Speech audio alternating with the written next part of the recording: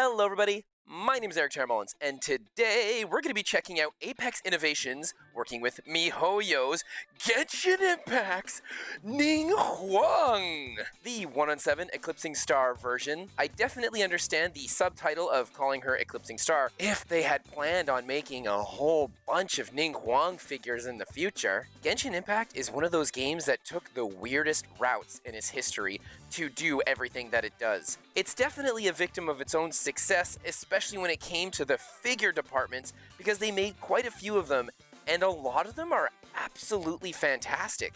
It's just that they didn't make nearly enough of them for the demand of people that wanted them, and the game was making so much money that did they really need to make a bunch of figures? They really didn't. And I feel like because of this, that's why we didn't get as many licensed ones as we would have all liked to have seen. This figure, oh my gosh, I've been pushing this review back for quite a little while now due to making such in-depth reviews, and I knew just looking at this that it was going to be a big one. She was shipped in a giant wooden crate, and as fun and cool as this wooden crate is, the shipping price due to this thing was absolutely terrible, but I'll get more into that at the end of the review. For now, just know that this box is massive, it takes up a ton of space, it's wood, but not the most solid of woods. It has all sorts of cool little design work all around it, it can open up nicely, and I actually cut out the front of mine and sanded it down as well as the back, so that Miri has her own little jade palace that she likes to sleep in.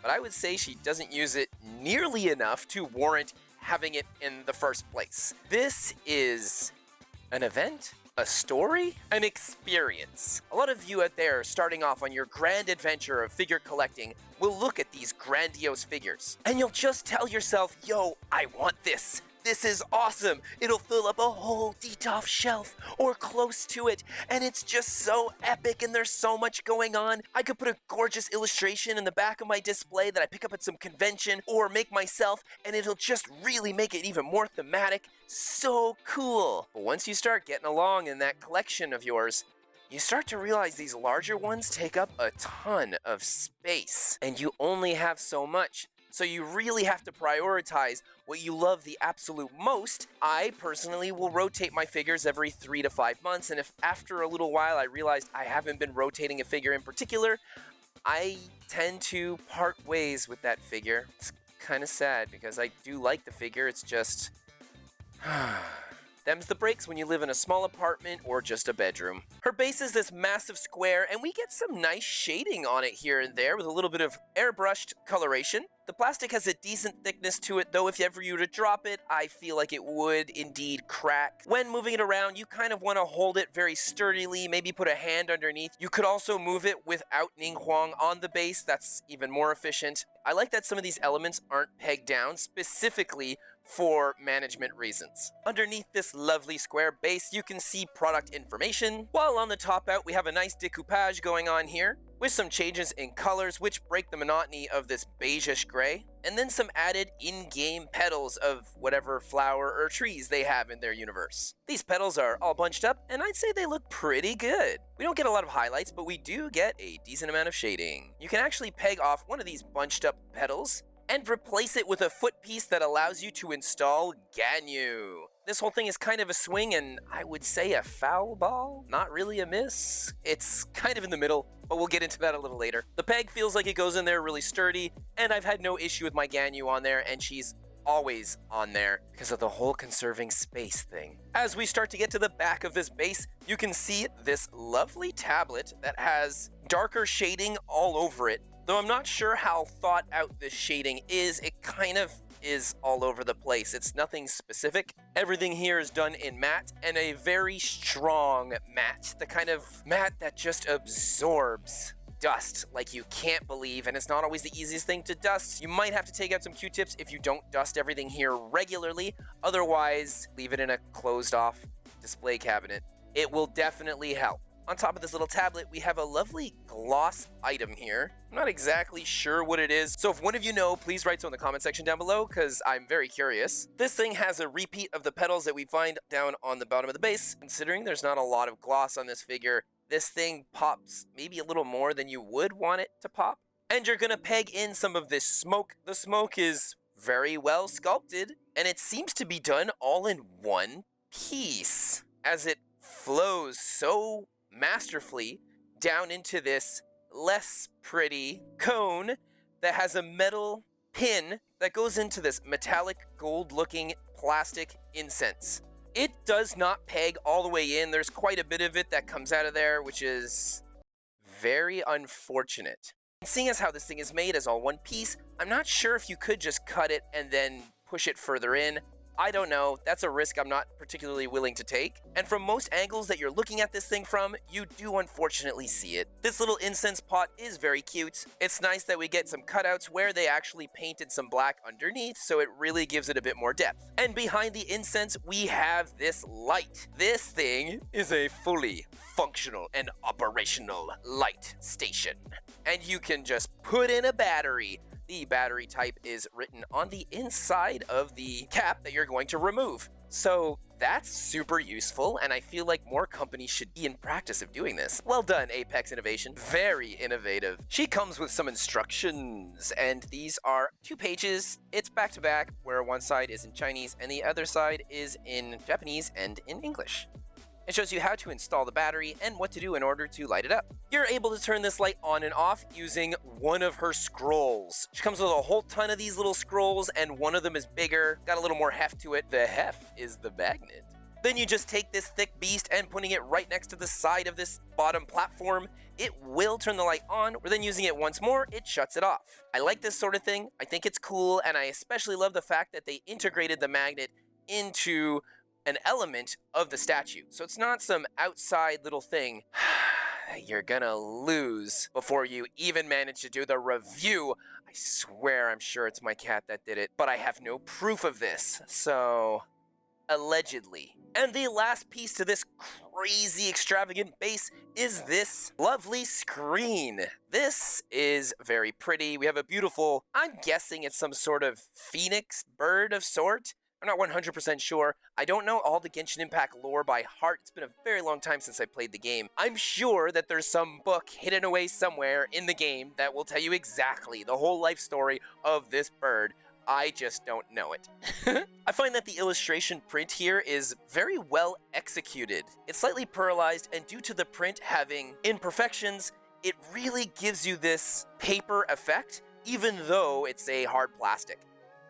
And it is somewhat transparent, so if you install a perfectly centered light behind this thing, I think that would make it look very pretty as well. She comes with a couple of accessories that are not pegged down. First being the scrolls that I had spoken of. You get 4 little ones, 1 larger one, and then this lovely pot to put everything in.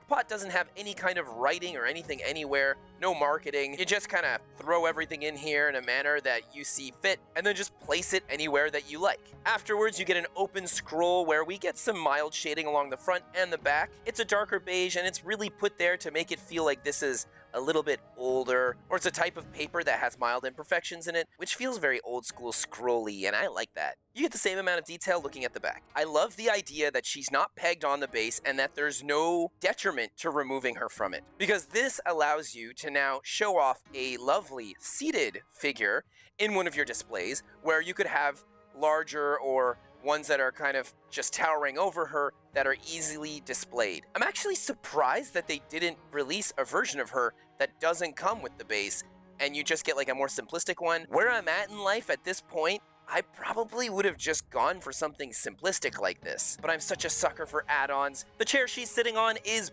beautiful. It looks very well carved and sculpted. We get a decent amount of shading here and there. I wouldn't say the shading is put in any place particularly professionally. They kind of just darken out the edges and let the lighter parts along the centers come out. It's nothing special, but it does go a long way at making it seem less boring and more realistic within its setting. However, you don't really get this kind of shading on Ningguang with the exception of her gloves, so it's not exactly fitting the rest of the theme that we have here. Though it does feel cartoony. You know when you see like a cartoon character and then the background is just extremely detailed, but the cartoon character is a little less? You kind of get that with the paint job here. On the right side of the chair, she has a couple of golden petals that seem to have been installed on this chair just for her. And it's fun because it creates that whole unity thing of having these petals in the illustration on her base plate, just a little bit of everywhere. Making something artistically cohesive is always a bonus. Her shoes are a lovely gloss brown, and it's one of the only gloss items you're going to see on this entire figure, which is a shame because I feel like this figure would have benefited from way more gloss. Her feet do look like they're going in them nicely. As for the sculpt work on her legs, it is very perfect. But Ningguang's always been about dem legs, so I'm happy that the sculptor put so much work into this. The attention to her anatomy in detail is subtle but very sharp in its depiction. Despite the sharpness, they've still managed to make everything look so soft and smooth. Her right leg has a lovely metallic ornament wrapping around her calf, while the left one sports that lovely gradient tattoo she has in the game. This printed on tattoo does look pretty good. The way we see her left leg crossing over her right one is decently done, and it really looks as though it's beveling out her skin on her right leg as it rests on top of it. You can see on her left leg as it goes up into her, sort of underpants that she wears. And this is okay. It really does look like it was just pushed in there, but from a shelf, you're not going to notice that particularly well. This brown underpant area has a bit of gold and a few lighter brown highlights. Clipping her dress together, we have her beautiful Geo Vision, and it's done in a lovely clear plastic with the logo printed on top. They do a nice job of painting a gradient reddish tassel coming down from it, and it's all attached onto this interesting looking fan or bird-like design along the left side of her body. This thing has a lovely print on it. The sculpt work here is nice, and it resembles the game, as it flays out a little bit more on the back, leading towards her behind. While on the other side of her body, she has a couple of buttoned-up clips done with a matte metallic gold, which is more matte than most of the gold that you see on her, and these two parts are helping keep her dress closed on her body. The dress itself, down near the bottom we get a lovely yellow as it slowly gradients up into more of a off-white. The sculpt work for the textured material here is very well done, though I would say the material from the front part of her dress seems almost a little bit thicker in the way that it folds over her chair in comparison to the back pieces. But it's far from being terrible. We get another lovely gradient along the front going up and in towards the center of her body, where they did an excellent job sculpting out her form behind this clothing. The lines are where they need to be, and though it may be unrealistic, I find it nice that they put a bit of the belly button hole there just to show how skin tight some of this is to the point where it goes in the belly button. It's very American comic superhero. Manga and comics do it as well. It's just to add a little more spiciness. Her chest is decently sculpted, however, having the layers of the white, the yellow, the gold, and then the brown, they're not all 100% clicked into one another. You can see that the brown doesn't necessarily go perfectly into this gold, and pushing it doesn't do anything. You might just damage her in the process. The gold here is a little shinier than the gold you get in most other places on her. I personally think that we should have had this more reflective gold in a few other spots of her clothing, minor stretches in the fabric for the front of her chest, and within the shipping, mine got a little bit of a scratch. So that's a shame. I guess watch out for that. We get a lovely little diamond cutout window where you get to see a bit of her collarbone, and this is very pretty. And it all goes up into this little neck piece that her neck goes into very well. Around her neck, she has this kind of poof of fur. This should have definitely had some lighter highlights to it to really separate it from her hair, but it's very similarly colored. I see that they tried to do it. I just would have put more. I have a couple of paint smudges on mine, but it's not too bad. Her shoulders are bare, and they look like they go into the body okay. Not amazing. And these shoulders going into the bicep do not look like they go into her sleeves at all. It's just a shame that the arm just plugs into this thing the way it does. I like when it looks like a character's wearing the clothing and not like it's just chunks added. Some beautiful shading and more metallics for these bicep pieces. They look like they're supposed to be thick. I would have liked these to look a lot shinier with their gold. I'm more forgiving of a matte gold on a material than a matte gold on something that's supposed to be more like armor. Everything wafts open and flays outwards where the arms come out nicely, so at least this part looks decent. And these two arm pieces flow all the way through and down the sides of her chair. The sculpt work here is okay. I think I would have liked things to be a little bit sharper. It seems a bit messy, and so does the paint job. I'm sure this is due to the fact that it's not necessarily visible, and they might have known this, so in order to cut corners just a little bit, to cut costs just a little bit, they ended up making certain aspects have a little less to them, because most of you aren't going to see it while it's in your display cabinet. But I see it. I see everything. Or at least I try to. The gradient is expertly well done, and I really like the gradient of the printed design that we get. The gloves she's wearing have a gradient similar to her chair, and this is very redundant, especially with her left elbow resting on said chair. Had they made the gloves just a little bit glossier, you would have had a difference in textures here, but as it is, it's just more of the same. Though the gradient on these gloves are expertly done, and the sculpt work is beautiful. These fingers really look like real fingers. I get some of you hearing this might think, well, yeah, of course, they look like real fingers. But there are some statues out there where you just get like these sausagey looking fingers that don't have any real depth or any carving into them whatsoever, and Ningguang here definitely looks good. It gives her hands excellent personality. She has prints on her smaller finger at the end, nice metallic looking claws, and she's holding her hair in a manner that coincides with her whole look of just being very predatory. She's always hunting for that next big deal. While her right hand is holding some sort of a peace pipe of sorts. For peace. This pipe looks lovely, and I'm very happy with the fact that we get some gloss on it. It's pretty much the end of the gloss adventure on this figure, but it does look really good. She has these tiny little ears that come out of each side of her head, like most humanistic characters do, and hers looks super good. Honestly, I'm very happy with the sculpt work here. Her face is nicely rounded, and the eyes... Okay, so if any of you out there are really thinking about picking up Ningguang, odds are you've watched more than one review on her. She's not the cheapest, especially with that shipping cost. In her initial design, her face wasn't exactly like this. Her eyes were done somewhat differently. They were a little closer together, and I found it looked more like the artwork that they were using for Ningguang at that time. Separating them like they did here... You know what? I think it looks more like the in-game model for her. So I'm not hating it. It's just different. Personally, I preferred the artwork, and an issue I have with this, the Ganyu that they came out with here is not based off of the game. Her face is very thin and smaller looking with wider hair. She looks like the artwork more than she looks like the game.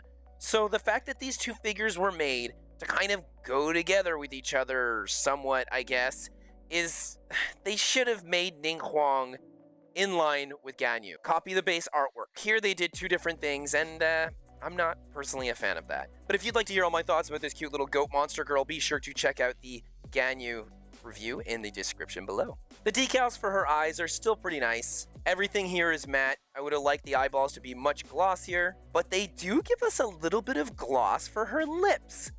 Oh, Apex, that's good. I also love how the line for her mouth isn't super defined. There's a lot of figures where they'll just go like a heavier red, and this is subtle, and the smirk that she's giving is so faint. Her hair from a distance looks very much like in the video game. The shading is minute. We don't get a lot. I personally would have preferred more highlights, some anime sheen like I like on all my figures to have. And the sculpt work is okay. They did the best they could at hiding a bunch of these lines, and in the way that her haircut is designed, it worked out pretty well. But whenever you have large flowing hair like this, it's an extreme challenge to hide some of it that's plugged in here or there. And of course, you're gonna get some parts that unfortunately just don't look good. Case in point, over her right armrest, you can see one of her strands of hair that just kind of plugs there. I get that they wanted it to maybe go underneath this whole drapery of hair, but it really looks bad. And it's front row and center, so whenever you look at her, you're always gonna see this. But for the rest, I'd say it's pretty well done, and this is due to the fact that the initial carving of the sculpt work for her hair is very deep. So even when you see some of the lines, which are apparently there on the back of her head, there's some that aren't actually two pieces, but they're so well carved in that you could think so. So it just helps at hiding it a little bit better. The random bow bun that she has in the back, oh, I don't like it. I think that it could have been done much better. There's not enough shading or highlight, and because everything is a uniform color, everything comes off as being monotonous, and it doesn't pop out as nicely as I would like it to. Whereas the clip that she has going in the center does look okay. It's matte as well. This thing should have been gloss, just like her peace pipe, but it is beautifully sculpted, with a callback to the leaves and foliage that you see everywhere else on this figure. And on the front, flowing over her forehead, she has that little iconic S, with a pearlized white pearl and a lovely gradient tassel underneath that. Upon her release, she was going for 28,000 yen, and I would love to say, that's all, folks, but I can't help but mention the giant box in the room. And unfortunately, that box costs you at least 14,000 yen. And at the end of the day, if you don't get hit by any kind of customs, then I would say that's it. However, when she came out, it was during the virus of unspecified origin, and due to this, DHL was one of the only shipping company options that you had. And DHL they just love brokerage fees. They want to take all your money. It's not enough that you're spending 14,000 yen for them to ship something to you from Japan, but they also want extra money. This figure cost me roughly over 50,000 yen. Holy moly, that is way too much for this figure. I would say most of you shouldn't have to pay something like that, but again, the shipping was what's such a detriment. If you can find a way to just get her without the box, go for it. Providing that the person shipping it to you is reliable, I would say that that is the best route to go. But if you absolutely want this box, you know, you're gonna pay for it, but there's not much you can do with the box. She can kind of fit in it, but it's not worth it, and you're not gonna really be able to do much with this thing unless you're lucky like I am and have a cat that kind of likes it. Although these days, she's not in it so much. She's found another box that she really loves.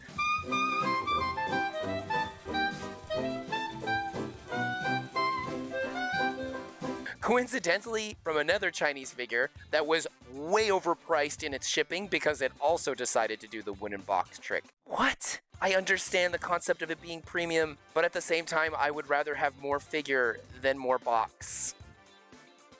There are ways to make really nice figures and put them in incredibly premium looking boxes and not charge so much. Snail Shell just did an absolutely phenomenal job with their lower end figure. But of course that figure is newer, and all of this is hindsight. All of this is really big and takes up a lot of space that a lot of you long-term or larger collectors might have a bit of an issue with. It is very cute that they allow you to put Ganyu on the base, but due to the fact that Ganyu's facial design is not like in the game, but Ningguang's is, they don't mesh very well. Not to mention that they did think about having her on here as Ningguang's secretary, but the whole design of the base and the coloration only complements Ningguang. If they had painted in a few bluer highlights here and there on Ningguang, on her base, maybe something along this backed poster, but we don't get any of this, which leads me just to think that the whole Ganyu thing is just an afterthought. It's fun because it allows you to buy the characters separately, and you don't need one to have the other, but at the same time,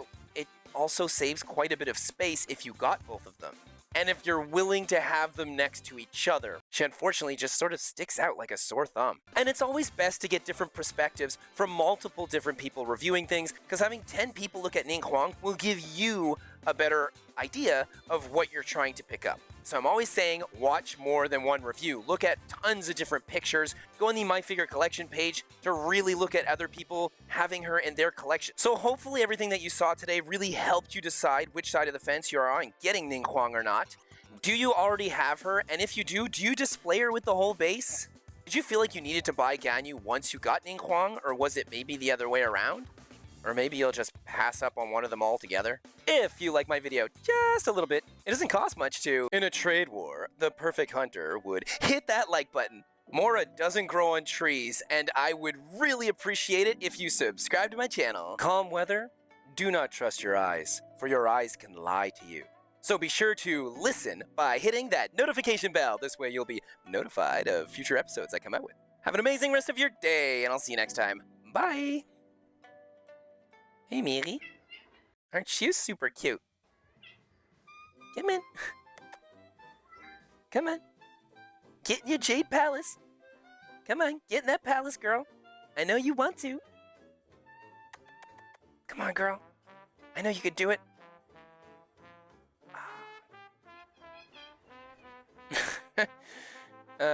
Nope. She's just not interested anymore.